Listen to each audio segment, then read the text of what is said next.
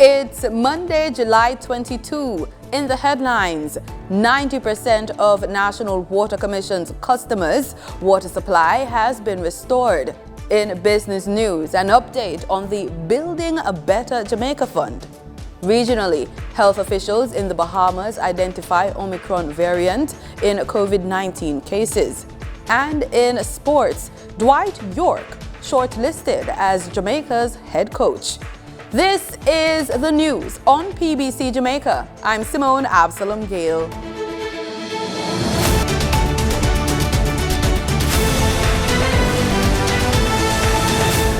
The National Water Commission, NWC, has restored water to 90% of its customers whose supply was disrupted during the passage of Hurricane Beryl. The update was given to members of the Senate on Friday by Portfolio Minister Senator Matthew Samuda. It has been 2 weeks since Hurricane Beryl's heavy rainfall and strong winds left several parishes without potable water. The National Water Commission has been working to restore its damaged networks. With an estimated 90% back online, Senator Matthew Samuda explains why the remaining 10% poses a challenge. The challenge you have is that last 10% is the most difficult to service in the best of times. So post-hurricane, it is particularly challenging.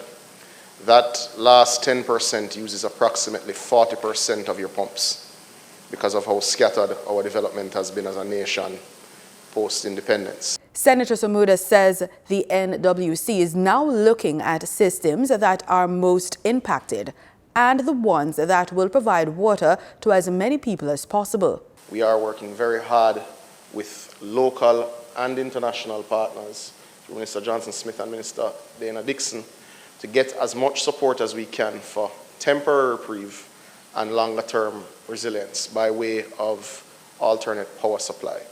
We have been using a system of alternating generators to ensure that communities that are have been out for several weeks can get 2 to 3 days to refill storage while they move to another community that has a similar type issue. Looking to the future, he says the government will be making a significant investment in generators to support over 700 pumps between water and sanitation systems to build resilience. It's the first 50 we will target coming out of this storm, and we are in the process of procuring those. Will cost approximately $750 million. These are not your household generators, regardless of the size pump that you drive on the side of the road and see they use triple phase power, and invariably they suck a lot of energy, which is why NWC is the largest customer of JPS. Senator Samuda commended the staff of the NWC and the Jamaica Public Service Company, JPS. We are working very closely, firstly, President, to acknowledge the staff members of NWC and JPS. They are coordinating at the national management level, and at the parish levels there are meetings every single day to focus on the priority pumps. 23 of 26 hospitals in Jamaica are back to normal operations after facing the impact of Hurricane Beryl. That's the word from Minister of Health and Wellness, Dr. Christopher Tufton. He says, however, that restoration efforts for the Black River, Noel Homes and Falmouth hospitals continues. The worst affected ones, we have made efforts to relocate where we can't operate within that same facility.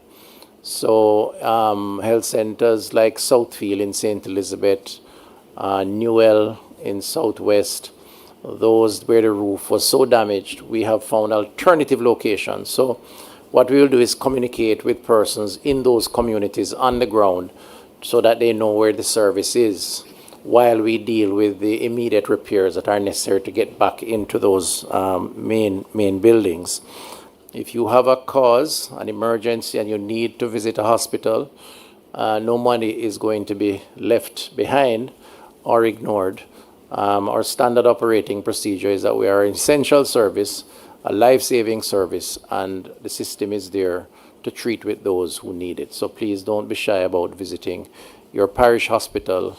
Dr. Tufton was speaking at a press conference held at the Ministry of Health and Wellness recently. Permanent Secretary in the Ministry, Dunstan Bryan, shared further information on challenges being faced by Black River Hospital in St. Elizabeth. So when we talk about emergency mode, it's just that we are not able to provide elective surgeries, for example. And so we have to do just the emergency operations, A&E support, etc. So that's primarily the issue that you're having with it. For Falmouth Hospital will be up and running within the next 2 weeks, as the minister says. Yam farmers in Trelawney are appealing to exporters to increase the amount they are now paid for the product. This as they are concerned that the passage of Hurricane Beryl will further drive up production costs. The Category 4 hurricane has caused significant damage to crops and infrastructure, leading to higher expenses for recovery and cultivation. According to the Economic and Social Survey Jamaica, the country earned $40.8 million or roughly 6.7 billion Jamaican dollars from the export of yam in 2023. The earnings was a 16.5% jump over 2022. Last week, the Court of Appeal ruled that Kensington Primary School in St. Catherine breached a female student's constitutional rights by denying her access in 2018 for not trimming her dreadlocks. Addressing the school's grooming policies, Minister of Education and Youth Favour Williams stated that she does not anticipate natural hairstyles to be a major issue in schools come September. Denita Rodney tells us more. Speaking at a media press conference on Friday, Minister Williams said that many students with dreadlocks have attended school without issues, and she does not expect this to be a prominent issue this upcoming school year. I just want it to be said that within the school system, within the education system currently, in several schools, there are students who attend schools with locks. And they are okay, they are embraced, they're doing well. If you will recall, last year, I made it known that no child should be required to wear covering on their hair if they have locks. And the schools that have been doing that, they've stopped requiring it.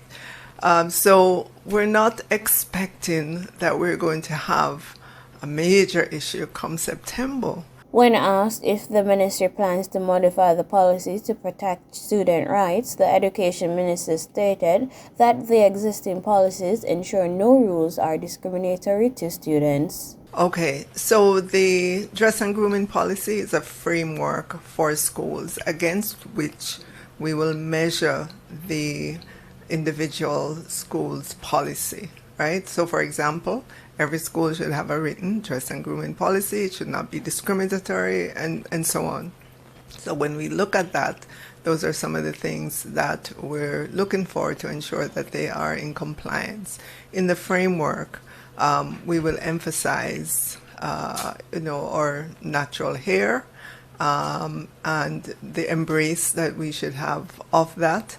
Minister Williams is still urging parents to ensure that students wear simplified hairstyles to schools. I would have said this many, many times to parents to please send their children to school with simple hairstyle, not elaborate hairstyle, because after all, school is about education. It's not a fashion show.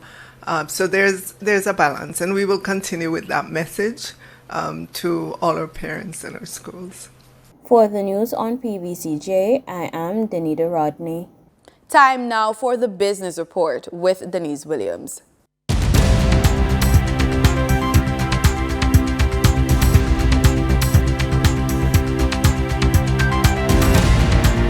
Good day, everyone, and thank you for joining us on the Business Report. I'm Denise Williams, your guide through the latest happenings in the world of business. The NCB Foundation has made substantial progress with the Building a Better Jamaica Fund, geared towards offering support to those affected by Hurricane Beryl. Since its launch on July 5, the fund has received several generous cash donations and pledges from individuals and companies, including Guardian Group, Wisynco, Jamaica Macaroni Factory Limited, the Jamaica Social Stock Exchange, and Food for the Poor Canada. Additionally, there is response with in-kind pledges from Spike Industries and Wisynco. These contributions are critical in aiding the restoration with roofing for homes and small businesses, as well as support for agriculture in the severely affected parishes of St. Elizabeth, Hanover, and Manchester. 26% of local households say they were in receipt of remittances up to the end of the second quarter this year. Following the latest Consumer Confidence Survey, Executive Chairman of Market Research Services Don Anderson said the number of households receiving funds from overseas has not yet returned to pre-pandemic levels. It was 29% in 2021 and 26% in 2022 during the height of COVID-19.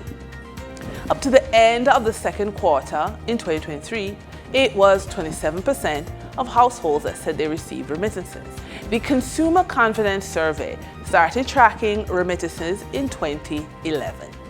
Jamaica is set to rake in US $20 million from this year's staging of the Appleton Rum Festival and the pool of Reggae Sumfest events, which end this weekend. Speaking in an interview with Radio Jamaica News at one of the events in Catherine Hall, St. James on Thursday, Tourism Minister Edmund Bartlett said the projection is based on the direct and indirect jobs provided, the influx of tourists, and the foreign currency spent for accommodation and to purchase goods and services that will be on offer from ordinary Jamaicans. So that 20 million US is not just going to the big man. It is being spread quite a bit among the small players of the industry, the tourism minister said.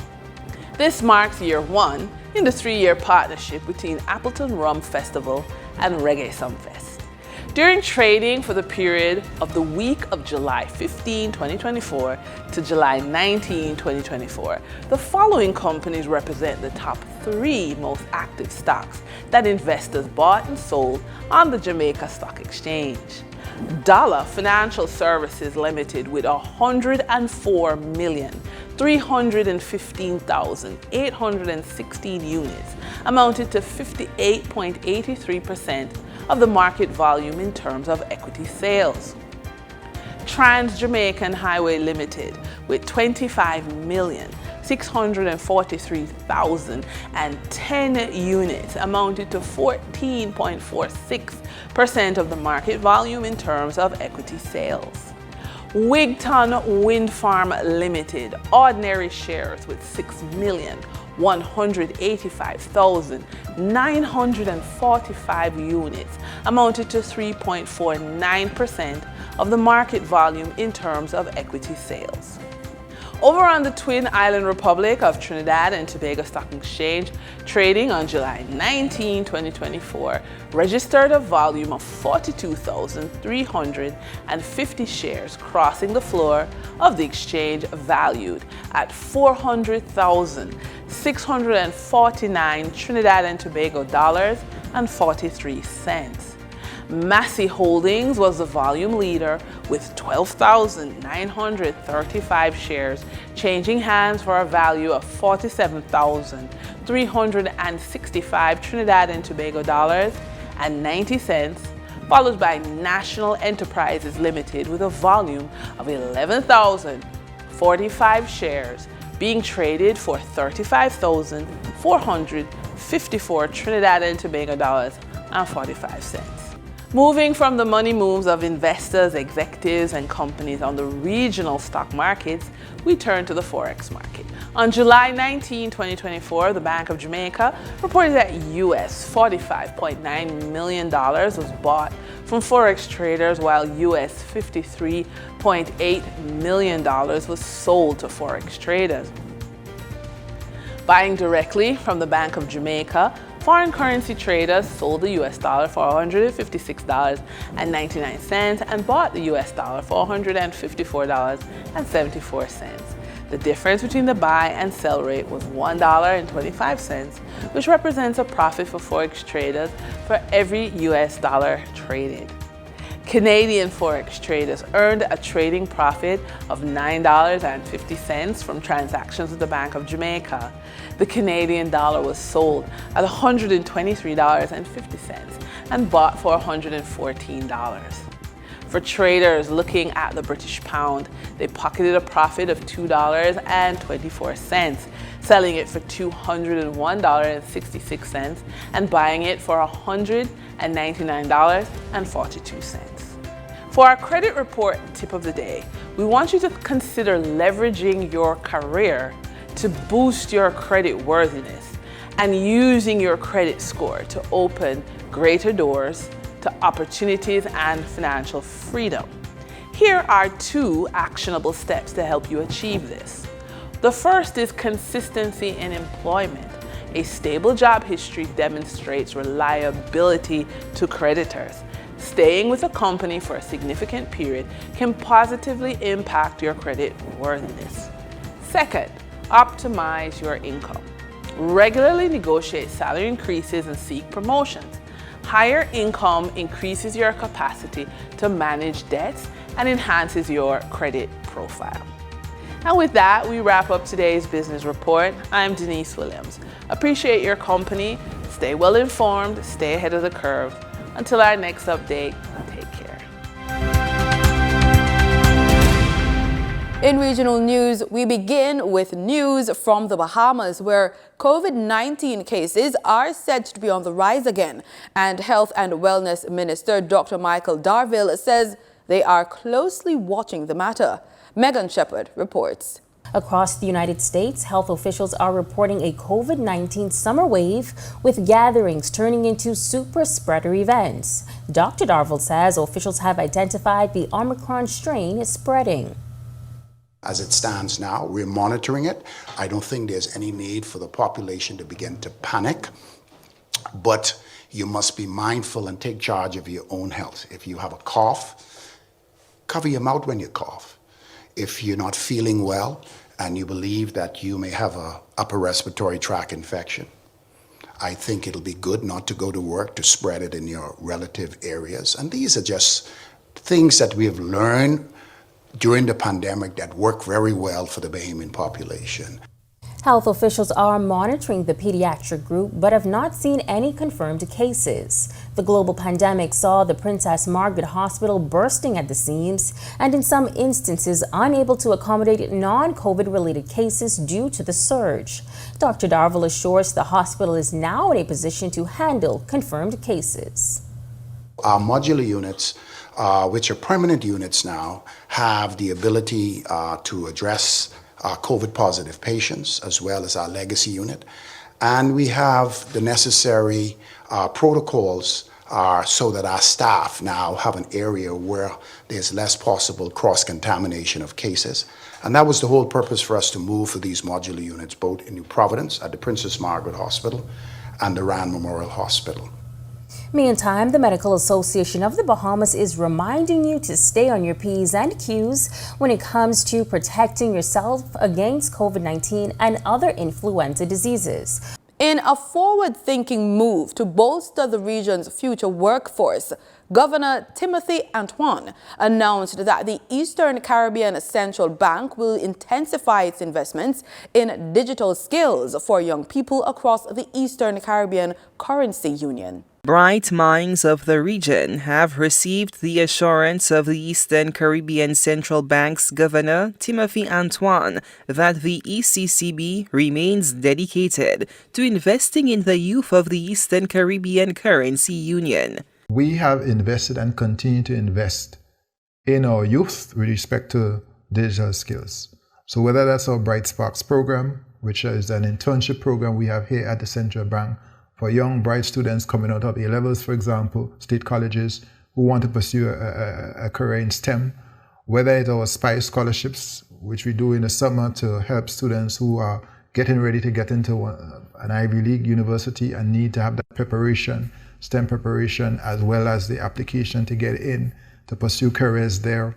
Whether it's what we started last year with the STEM camps, and now this year we will have the AI and the Python, generative AI and Python youth camps. The ECCB plans to enhance digital skills among young people through various initiatives aimed at equipping them for the digital age.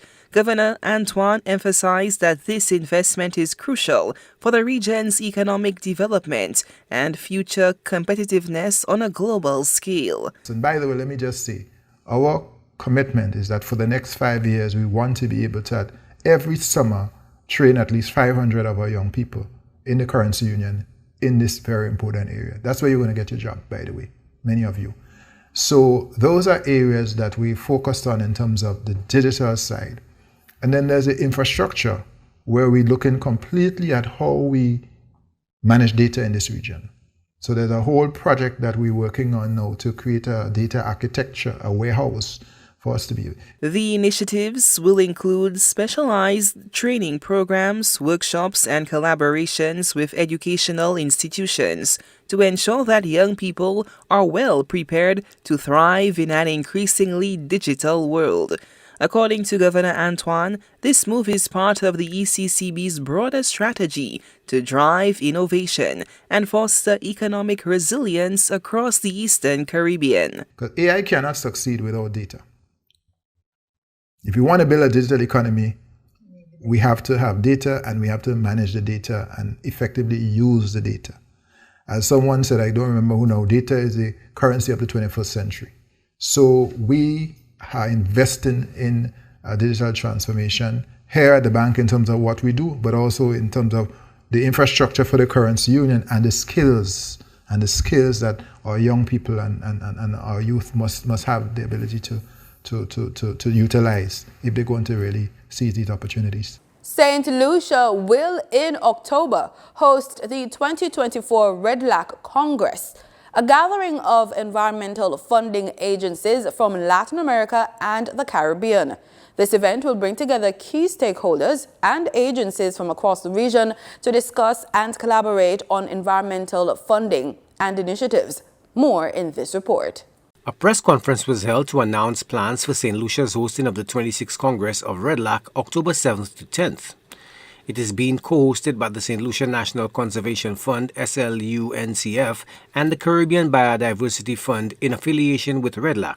In Spanish, RED means network, and REDLAC is the network of environmental funds in Latin America and the Caribbean.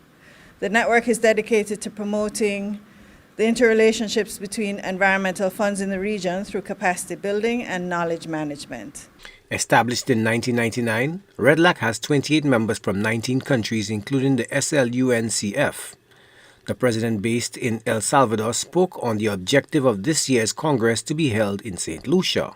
The REDLAC 2024 Congress will be an event for conservation trust funds all over the world to meet with strategic allies, international cooperation partners, impact investors, government representatives, and leaders in global conservation finance. One key objective of the REDLAC Congress is to advance dialogue between its members' governments and policymakers in conservation finance, biodiversity, protection and management, and sustainable development. This 26th REDLAC Congress in St. Lucia provides an invaluable platform to build and encourage a stronger presence of Caribbean countries in this network, and to reinforce our collective message of long-term environmental funding for the region. This year's theme, 30 by 30 by 30, the path to 2030, promises to inspire and challenge us to think creatively and decisively as we address the pressing environmental issues of our time. Chair of the Caribbean Biodiversity Fund and the St. Lucia National Conservation Fund, Carolyn Trebetskoy, said St. Lucia was eager to welcome delegates in October, noting the collaborative efforts of agencies involved in staging the REDLAC Congress. Starting with the government of St. Lucia and our destination partners, the Ministry of Tourism and the St. Lucia Tourism Authority. Also the St. Lucia Electricity Services, LUCELEC, the Organization of Eastern Caribbean States, Heineken St. Lucia, landmark events, Flow, Inter-Caribbean Airways, and the Caribbean Tourism Organization. We thank you all for your support and sponsorship. Tourism giants Sandals Foundation is among the regional leaders engaged in supporting this international event in St. Lucia and has signed on as the presenting sponsor. In sports, we start the news on football. Captain of the Trinidad and Tobago's 2006 World Cup football team and ex-Manchester United player Dwight Yorke has been shortlisted as one of the candidates for the vacant head coach position for Jamaica's men's football team. Yorke and the Jamaica Football Federation have confirmed that the ex-player has applied for the role after an early group stage exit in the Copa America tournament resulted in their former coach being dismissed. The 52-year-old is understood to be a more popular choice among the host of candidates, as the federation is seeking a coach that can get the best out of the squad's strong English-based contingent. Yorke, who took his first steps into management in 2022 when he was appointed head coach of the Australian side MacArthur FC, lifted the Australia Cup that same year with the A-League side before parting ways with the club in 2023. Still on football, we have some highlights of the regional Women Warriors Wellness Cup on Saturday, where Club Sando captured the title. The battle for third place was entertaining. With most of the Trinidad and Tobago national women's senior team representing their clubs in the 3Ws Cup, it was left to the TTFA high-performance team to fly the TNT flag, and they went up against the Grenada national team in the playoff for third. The TTFA high-performance team got the scoring started with a well-taken free kick, which has been a feature throughout the tournament. Oriel Martin making it 1-0. Grenada had an ideal chance to head back, but a shot from their top player, Roniel Bob, was saved by Michaela Yearwood. That initiated a counter-attack, which was well finished by Taisha Griffith to make it 2-0 TTFA, and that was the score at the break. Rashida Archer made it 3-0 to the local team in the second half with another long-range special. Grenada also had some long-distance hitting in their repertoire, but the save was well effected. Off the resulting corner, they would get on the board in added-on time. Bob bundling it in to make it 3-1 after some discussion between the officials. The TTFA high-performance team taking third place in the 3Ws Cup with a 3-1 win over the Grenada women's team. Wayne Cunningham, TTT Sport. And that's it for the news on PBCJ. Pleasant viewing.